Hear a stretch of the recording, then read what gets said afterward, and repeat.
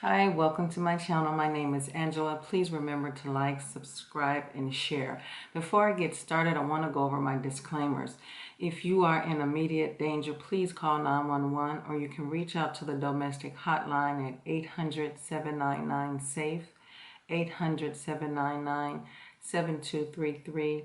And for mental health resources, reach out to NAMI at 800-950-NAMI. 800-950-6264. You can also text at 741741. And for additional resources, reach out to the National Suicide Hotline at 988. You can either text or call that number. With that being said, excuse me, please remember to like, subscribe, and share. Excuse me. So happy Monday. I hope everyone had a wonderful weekend, and if you celebrated Easter, you had a wonderful day, and understanding what that day meant. I hope you all enjoyed yourself. So I want to get right to it. I was watching a news story, and this was about a couple. It's still in the news today. I don't have the name, so forgive me. But this woman had broken up with this guy, and they had a 2-year-old child that they shared. Excuse me. And she was going her own way. She was restarting her life, rebuilding her life, and he didn't want to let her go. And so she had mentioned that she had called the police a few times and nothing seemed to come of it. They never did arrest him. Just before the incident happened, the police was called out to the home 2 weeks prior. So long story short, because she had left him, he decided to FaceTime her and her father, showing that he was going to do harm to the baby. He went to the school. She was only 2, so went to the daycare, picked her up. And the daycare wasn't aware of what was going on between the two of them, so they didn't call to warn her. But before he made the stop to the daycare, he went to his ex place of work, and they got into an altercation. He took the phone from her out of her hand, and then he left and went to the daycare. And at this point, like I said, the daycare wasn't aware, and I'm sure the mother had no idea that this is where he was going next. So he picked the child up, didn't put her in a car seat, and keep in mind she's only 2. When they got wind of what was going on, the police got involved and started chasing him. He's driving, and at the same time he's harming this child, and she's innocent in all of this. She don't know what's going on. So he ends up taking her life. So, of course, the mother's broken. And he did all of this on FaceTime to show her and the grandfather. So they're broken right now. So I want you to keep the family in prayer. But I told that story to say that this is truly a dark narcissist. So this is the darkness of a lost soul. So when you're dealing with a person, and I've said it many times before, and you're in a relationship and you know this person means you no good, and you know that something is not right, and you're trying to get out of the relationship, there's a few steps you need to take. First of all, you need to make everyone in your circle aware. So if you have children that are in school or daycare, you need to talk to the daycare teachers, the school, and let them know what's going on. And I know that they often won't stop another parent from picking up a child, especially if he's on the list. But if there's no marriage there, you could probably go into the school or daycare and change your emergency list and take this person off if you're not married. I know in some states they uphold certain things and you can't do that, but you may want to check into that.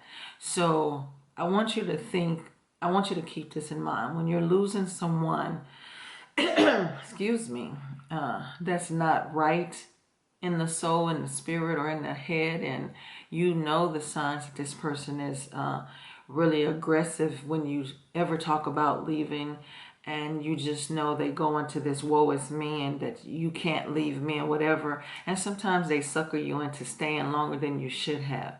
But when you know that it's time to go and you're making these changes, I want you to start out by doing things that people don't think of. I want you to protect your surroundings, protect your space. Let everybody know what's going on. You don't have to go into details about how bad the relationship was and all of this, but let everybody know that you're afraid. And I know sometimes the police and the justice system have their own way of looking at things, and they don't think it's too bad, and so they don't put much effort into it. But if you continue to bug them, if you have to go get a domestic advocator involved, excuse me, I'm sorry. Hold on 1 second. Okay. So if you have to get an someone that's going to help you through this, that's going to talk to you and tell you which way to go and how to get out of this, then do so. They're not just there for physical abuse. They're also there for mental abuse. So I want you to make sure that you become that squeaky wheel. You talk to people, and in the same time, don't let your children out of your sight. You know, if this person is calling and coming around, make note of that. You know, go down to the police station and tell them that you're in fear of your life.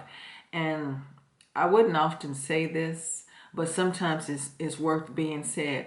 I need you to say whatever it's going to take to get this person to get a restraining order. And I know most of you are saying, so what? That's just a piece of paper. So they give it to you and the person still do what they're going to do. And yeah, that's true.